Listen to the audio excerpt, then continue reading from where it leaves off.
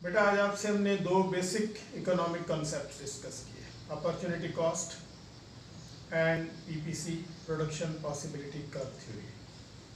दोनों समझ आ गया आपको? यस सर, लेकिन मेरा आपसे क्वेश्चन है, जब भी कोई गवर्नमेंट सब्सिडी देती है किसी भी चीज़ पर तो उसकी प्राइस लो हो जाती है, लेकिन जब पाकिस्तान गवर्नमेंट ने सब्सिडाइज किया शुगर इंडस्ट्री तो प्राइस राइज होगी। ये कॉन्सेप्ट समझ नहीं है। इसमें मैं कहूँगा बेटा आपका क्वेश्चन बहुत इंटरेस्टिंग है, लेकिन इसको क्लियर करने के लिए पहले आपको क्लियर करना होगा अपना कॉन्सेप्ट अबाउट द सब्सिडी। तो पहला क्वेश्चन है व्हाट इज सब्सिडी। इसको हम आंसर करने के लिए कह सकते हैं subsidy is a financial assistance from the government to the individuals and businesses.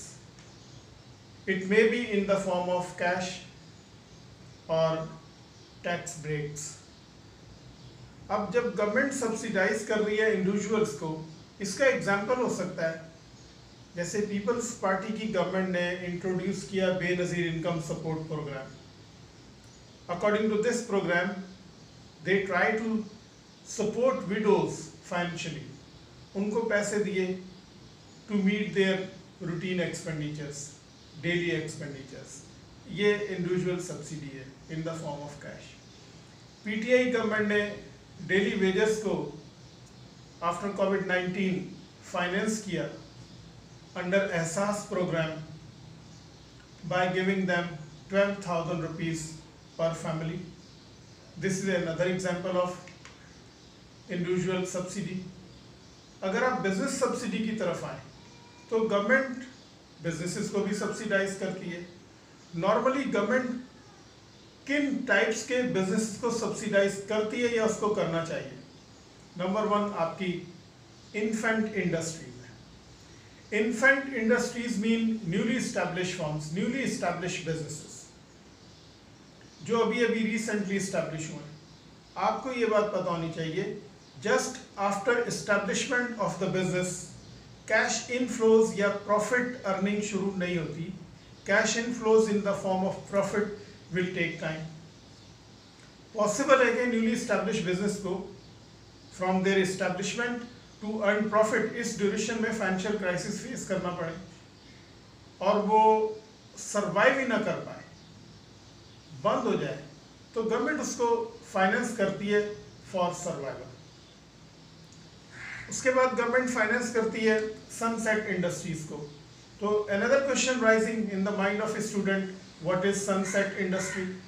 So sunset industries are those which are facing, they are actually existing businesses, they are facing losses since past few years. Now they are not in a position to continue their business. इनको हर साल recurring losses हो रहे हैं। They are also going towards liquidation. तो government want to protect their businesses. In this way, if government want this, government have to subsidise them, उनको financial assistance दे ताकि वो सरवाइव करें। इसके अलावा गवर्नमेंट सब्सिडाइज करती है इंडस्ट्रीज को which are engage in production of exporting goods. उनको सब्सिडाइज करने का मकसद है गवर्नमेंट का कि उनकी कुछ प्रोडक्शन कॉस्ट कम हो, प्राइस कम हो, ताकि उनका प्रोडक्ट इंटरनेशनल मार्केट के अंदर प्राइस कॉम्पिटिटिव बन जाए और they can attract more international buyers and customers. In this way, government can earn foreign exchange for the country. इसलिए government exporting industries को finance करती है। Actually, main impact of the subsidy there should be on the business, that is reduction in prices. Infant industry financial crisis में आई है, उसका माल बिकेगा तो financial crisis remove हो जाएंगी। How they can sell their products in the market easily by reducing prices. Reducing prices के लिए they have to cut their cost, but they can not cut their cost. तो when government subsidize firms, actually उनकी production cost कम हो जाती है subsidy की वजह से। जब प्रोडक्शन कॉस्ट कम हो जाएगी तो now they are able to offer their product in the market, whatever domestic or international, at low prices. जब वो लो प्राइस पर मार्केट में अपनी प्रोडक्ट लेकर जाएंगे तो definitely there customer base will increase.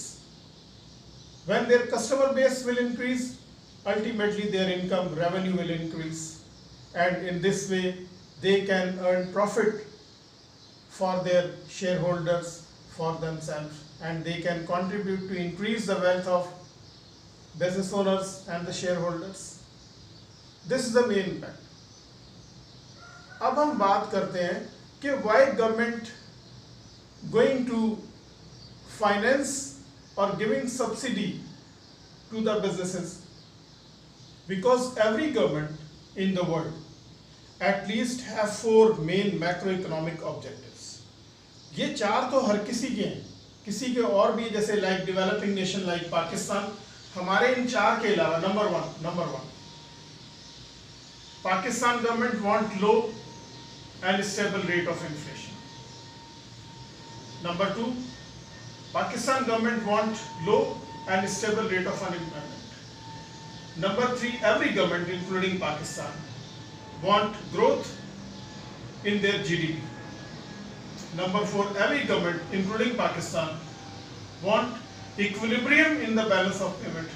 उसके अलावा भी डेवलपिंग नेशन के हैं like Pakistan to reduce poverty etcetera, लेकिन 4 जो मेन है वो हर गवर्नमेंट के मैक्रो इकोनॉमिक ऑब्जेक्टिव्स हैं. क्वेश्चन ये कि why government subsidising businesses? Because government want to achieve their macro economic objectives. Without businesses government can not achieve their macro economic objectives. Number 1, low price. When government subsidizing businesses, their production cost will reduce. When their production cost will reduce, they will lower their prices. First macroeconomic objective, low prices, low inflation rate automatically will be achieved in this way. Second, low and stable rate of unemployment. When government subsidizing their industries, their businesses, it means government contributing towards their production, cutting in their production cost. Government उनकी production cost को reduce कर रही है by subsidizing. जब production cost reduce होगी तो business अपनी price decrease करेगा, अपनी product की price decrease करेगा business, तो उसकी market में demand increase हो जाएगी. According to demand law, there is inverse relationship between price and demand of the product. Other things should remain unchanged. This is ceteris paribus assumption. तो price decrease होगी, demand expand कर जाएगी. There will be extension in the demand.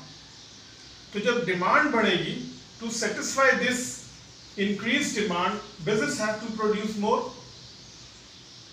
When businesses decide to produce more, because they want to take advantage of increased quantity demand in the market, they have to employ more workers.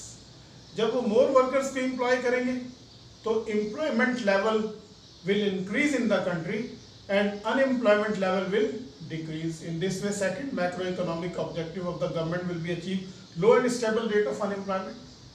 Third one is every government want increase in their GDP, growth in their GDP. When government subsidizing their businesses, it means reducing production cost, reducing prices, aggregate demand will increase in the market. To satisfy aggregate demand, businesses have to produce more goods. When more goods, it means increase in GDP. Next one, when government subsidizing business concerns who are engaged in exporting goods, उनको subsidise करेंगे, उनकी product price competitive हो जाएंगे international market में, तो they can increase their export by selling to international community at low prices. जब हम export increase करेंगे, लो प्राइस होगी, एक्सपोर्ट इंक्रीज होगी, तो हमारा बैलेंस ऑफ पेमेंट अगर डेफिसिट में, तो वो ऑटोमेटिकली इक्विलिब्रियम की तरफ आएगा. These are the reasons why government going to subsidise to the businesses, because government want to achieve their macroeconomic objectives. अब आपका क्वेश्चन है कि हम बार बार ये बात कर रहे हैं कि जब भी गवर्नमेंट सब्सिडाइज करेगी बिजनेस को तो उसकी प्रोडक्शन कॉस्ट कम होगी. प्रोडक्शन कॉस्ट कम होगी तो वो अपनी प्राइस लो करेगा. अब यहाँ पर डिफरेंट केस है पाकिस्तान के अंदर. अकॉर्डिंग टू योर क्वेश्चन कि पाकिस्तान गवर्नमेंट ने सब्सिडाइज किया शुगर इंडस्ट्री को, उसके बाद प्राइस लो होनी चाहिए थी, लेकिन प्राइस तो राइज कर गई। तो this is problem in your mind, how this happen in Pakistan. इसके लिए हम कहेंगे कि before going to take export decision, आप ये चीज़ ध्यान में रखें कि आप जिस भी प्रोडक्ट को एक्सपोर्ट कर रहे हैं, आपके पास सरप्लस प्रोडक्शन है या नहीं है। Actually main reason to rise in price of sugar in Pakistan is shortage of supply, and or we can say that demand exceeded than the supply of the sugar. अब shortage of supply कैसे होती है या हुई है पाकिस्तान में? Number one, आपके पास surplus production नहीं है and government take decision to export goods. अब जिस प्रोडक्ट की सरप्लस नहीं है उसको आपने एक्सपोर्ट किया तो डोमेस्टिक मार्केट में उसकी शॉर्टेज ऑफ सप्लाई हो जाएगी, डिमांड एक्सीड कर जाएगी, automatically prices will rise, prices बढ़ जाएंगी। एक ये केस पॉसिबल है।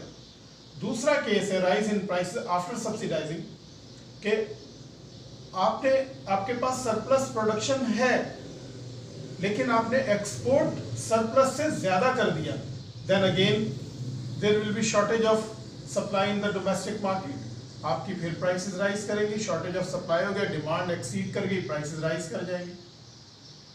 पहले केस में तो सरप्लस प्रोडक्शन है ही नहीं, दूसरे में है मगर एक्सपोर्ट सरप्लस प्रोडक्शन से ज्यादा कर दी। लेकिन यहाँ पाकिस्तान में शुगर इंडस्ट्री से रिलेटेड केस एंटायरली डिफरेंट है। इनको गवर्नमेंट ने सब्सिडाइज किया to export their product in the international market to earn foreign exchange for the country. इन्होंने एक्सपोर्ट करने के बजाय क्या किया, उनको एक्सपोर्ट भी नहीं किया और उस शुगर को स्टोर कर लिया अपने पास। जब स्टोर कर लिया और उसको बेचा नहीं, एक तरफ तो गवर्नमेंट से सब्सिडी ले ली, उसको एंजॉय किया, वो अपनी जेब में डाला पैसा, दूसरी तरफ माल को स्टॉक कर लिया, उसको मार्केट में नहीं लाए, मार्केट में artificial shortage of supply create कर दी जिसकी वजह से डिमांड एक्सीड कर गई, सप्लाई शॉर्ट हो गई और price level of sugar rise हो गया।